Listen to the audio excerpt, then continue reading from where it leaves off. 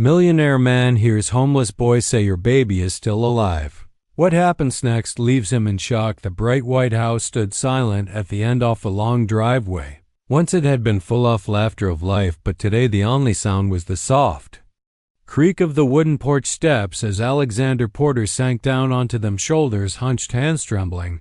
He wore a crisp light pink shirt and black trousers, but his eyewear, hollow, sunken with grief, he hadn't slept in days. Before him on the porch rested a small gleaming wooden coffin. Open inside, swaddled in a pale blanket, lay the tiny body of his newborn son, that child that should have saved him, that child that had cost him everything. Alexander was only 33, but already a self-made millionaire. In just a few short years he had built one of the largest real estate firms in the city, but none of that mattered to him anymore. Not now. 3 days ago his beautiful wife Clara had gone into labor.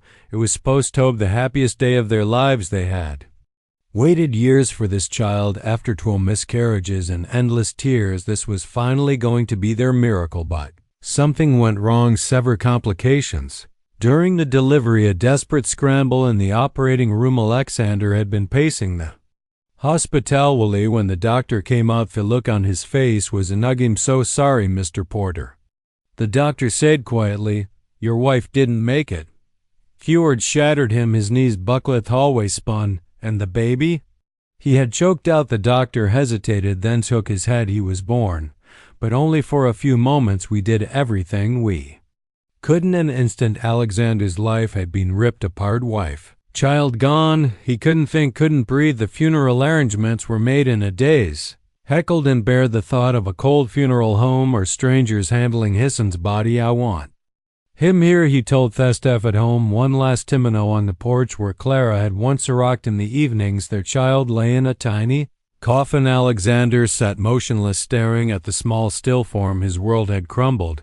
What was the point of the business deals, the properties, the millions, without Clara, without the child they had dreamed of? It was all meaningless. Ran a hand over his face. His eyes burned from the tears. He couldn't stop seeing Clara's face, her final smile when she'd been wheeled away. "We're going to meet our son soon," she had whispered, and now she was gone. So is the baby, or so he thought.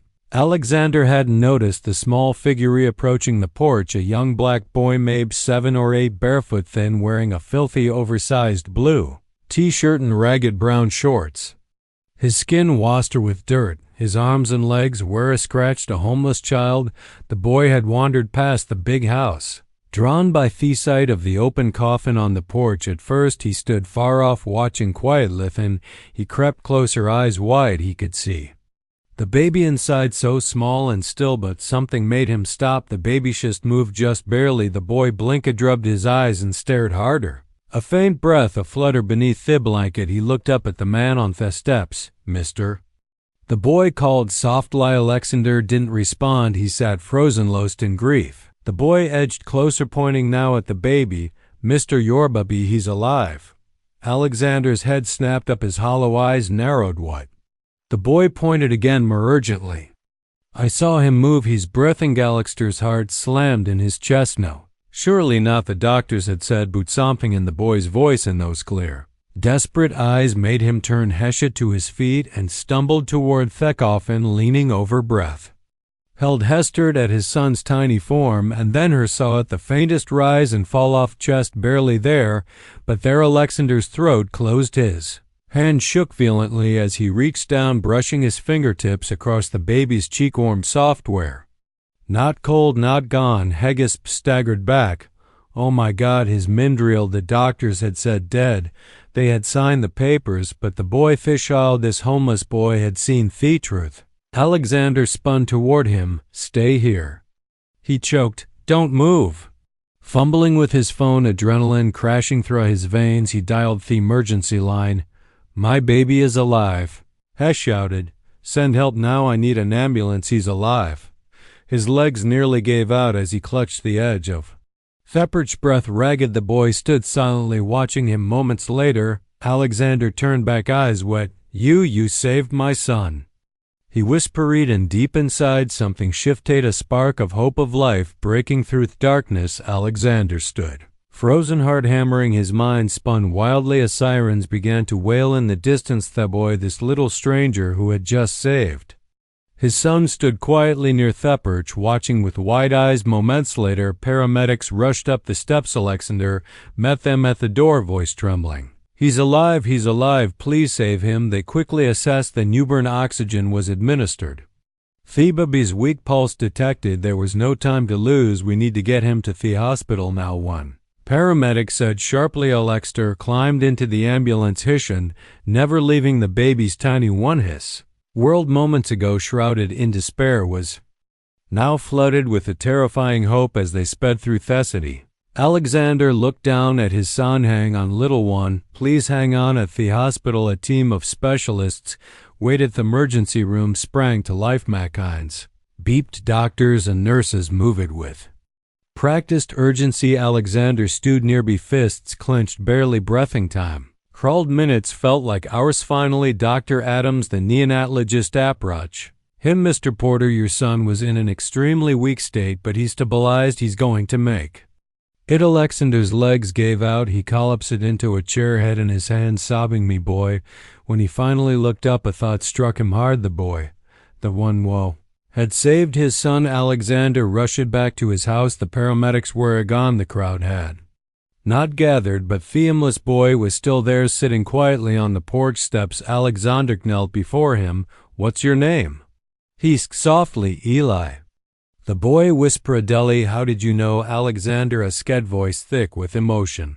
"I saw him move," Eli said simply. "I've seen babies before. I knew he wasn't gone." Tears filled Alexander's eyes again. He looked at the boy, thin, barefoot, clothes torn, dirt smudged across his face, and something inside him broke. "Where's your family, Eli?" The boy looked down. "Don't have one. I sleep out times. People don't notice me." Alexander's throat tightened. This boy, ignored by the world, forgotten, and yet he had saved his son's life. "You saved him," Alexander said quietly. "I can never repay you, but I can make sure you're never alone again." He stood and offered his hand. "Come with me."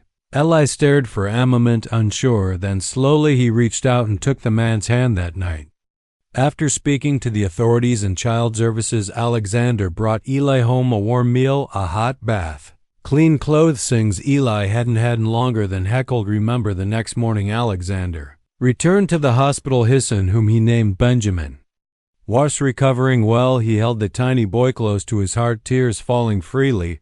"You're here because of him," Alexander whispered. Later that day, he sat with Eli in the hospital room. "I want you to stay with us, Eli, if you'll let me." The boy looked up, eyes shining with hope. "You mean live here?" "Yes," Alexander said firmly. "You saved my son. You saved me." Yaudserv. A family. Over the weeks that followed, Alexander completed the legal process. He formally adopted Eli. The man who had lost everything now had not only his son, but a second child, one who had reminded him of hope. Together they healed, together they rebuilt. And in time, whenever asked about that day, Alexander would simply smile and say, "It was a little boy, a homeless boy, who gave me back my life." If you enjoyed this story, don't forget to give it a thumbs up and hit that subscribe button for more emotional, dramatic, and unexpected tales, and let us know in the comments where in the world are you watching from. We love hearing from all of you. Until next time, stay kind, stay curious, and keep watching.